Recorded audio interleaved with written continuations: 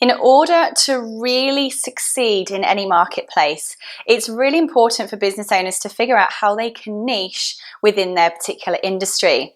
Naturally speaking, the way the world is now, there are likely to always be competitors in our industry. We are likely to always have somebody that we're competing against. So, how can we raise ourselves above this competition? If we stay as offering the same services to the same group of people that our competitors are, we are constantly in a battle that either will mean we have to reduce our pricing to try and be better than them, which means they're going to have to reduce their pricing, which means that basically what will happen is you're going to pull each other out of the marketplace because you can only go so low before you're not making a profit anymore. Alternatively, it just causes this fight where you are focusing more on beating the competition than you are on achieving your objectives or pleasing your customers or having great service, whatever it might be. There is a lot of noise out there, and the louder your competitor shouts, it's almost like the louder you have to shout, and eventually all the customers just get totally fed up with being shouted at by everybody. So one of the best ways we can use to not only beat our competition, but actually annihilate them altogether, get rid of them, like not have any competition, is to niche within a niche. So what industry are you in terms of what you're offering?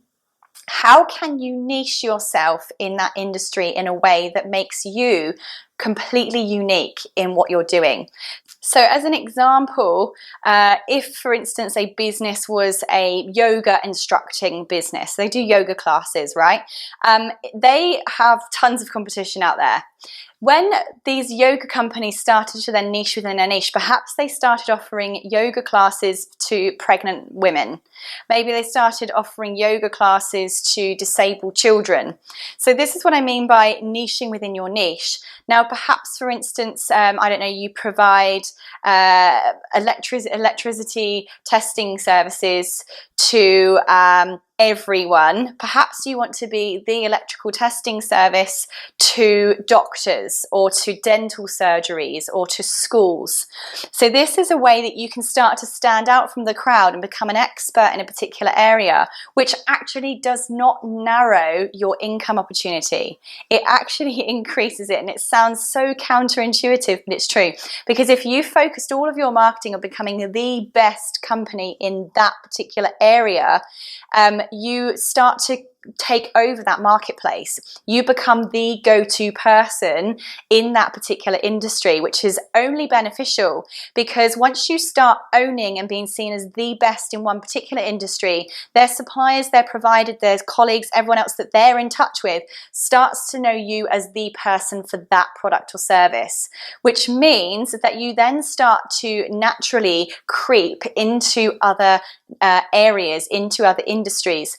So when we say niche within a niche, it may be that you focus in on one particular niche and stay there forever as the best people that provide services to that place, or that you actually just use that niche within your niche as a starting point, become amazing in one place only, become the best in your town, become the best to a particular set of businesses within your town or a certain group of people within your town, and then replicate that on a much larger scale, or become the best in that particular type of service to a particular group of individuals, and then move the group of individuals around. If you're restricted to a geographical area, then move yourself out of that based on the fact that you have owned one place really, really well.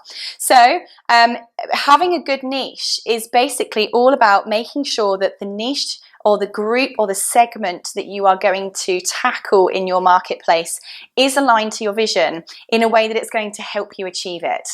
It's also about making sure you have a product to market fit, meaning that you have people that want to actually buy it. So does that niche, does that segment want and need your particular services? If so, you've got product to market fit. It means you're good to go. Also, have you got a carefully crafted and planned out segment that you're going to go after? We don't want you to just sort of scattergun here. We really want you to think very carefully. Now, I do say that the phone book is dead because it is when it comes to our customers looking for us.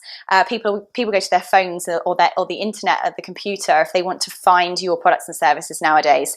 However, what I love about the phone book is it's a fantastic tool or resource for business owners like us to start figuring out who our niche might be. So I'd always say to you, think about your previous experiences. For example, which segments or industries do you have the most experience or expertise in? Perhaps you have a certain industry that's just interesting or of preference to you, or you have a dream type of customer. Basically, get that phone book and flick through the different sections within it and ask yourself which section of customers or people would be interesting to you if you're a business-to-business type service or product provider. And also making sure that you define your business, your products and services in a way that make you so unique because you've specialized in something in a market that might otherwise be saturated. So all the other people out there that are serving everybody, if you specialize, you really do stand out from the crowd.